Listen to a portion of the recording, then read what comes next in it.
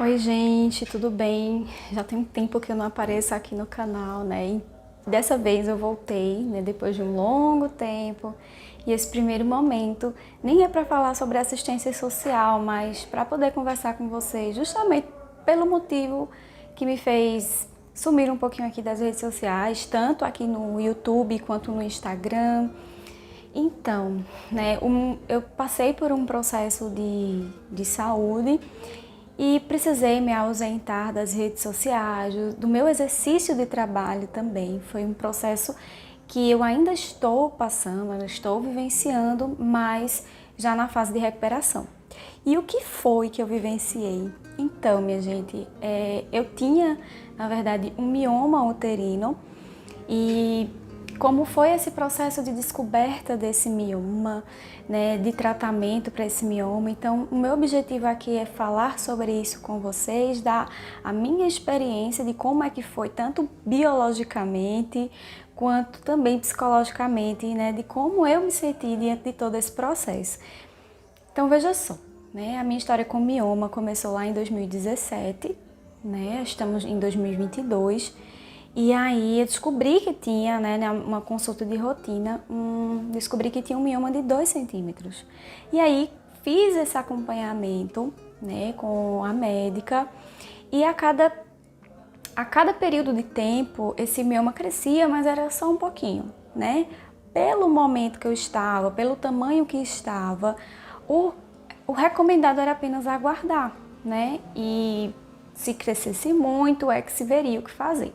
Então, em 2019, né, eu fiz uma nova consulta e aquele mioma de 2 centímetros, ele estava com 4, ou seja, ele duplicou de tamanho em 2 anos, ou seja, a média de crescimento de 1 centímetro por ano.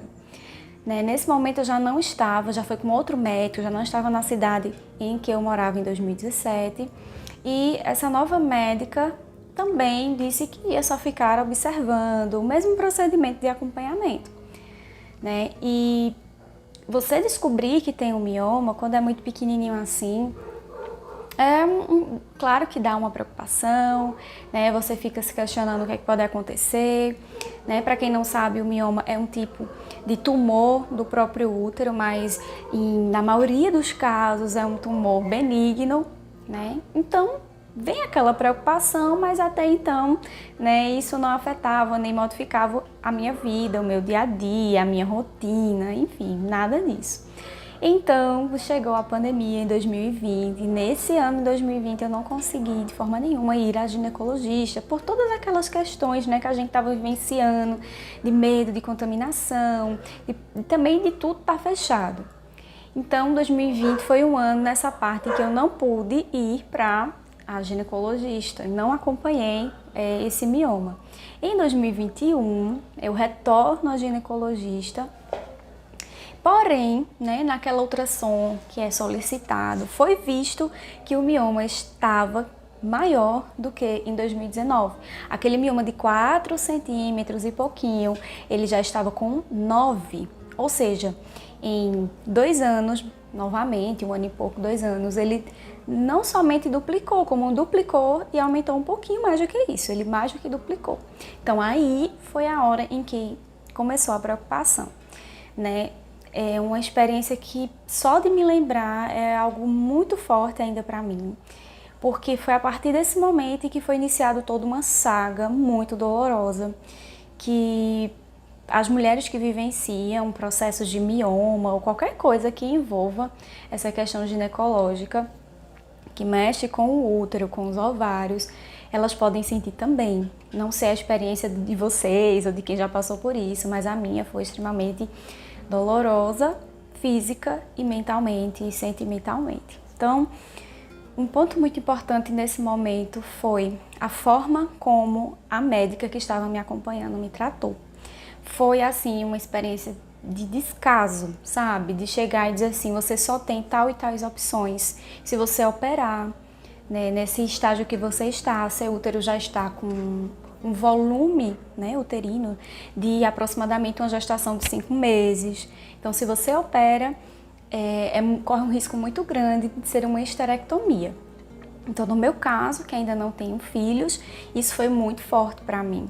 a forma como aquela profissional, né, me tratou também foi algo muito impactante para mim, porque mostrou uma falta de empatia muito grande da parte dela.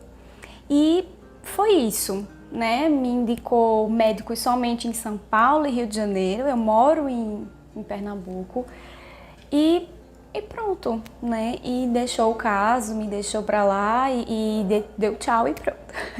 Tô falando muito pronto, enfim, porque é um assunto que mexe comigo. Então, minha gente, a partir desse momento, iniciou-se uma jornada na minha vida. Digamos que o estágio 1 dessa jornada, que foi em busca de um outro profissional. E, enquanto isso, vivenciando, assim, dentro de mim, uma série de questões, incertezas, inseguranças, medos, sem saber o que fazer. E aí, essa nova busca por um profissional, essa nova jornada eu vou deixar para contar em um outro vídeo, né, para vocês entenderem como foi que eu pude fazer, né, estando dentro dessa situação e dentro das possibilidades que eu encontrei.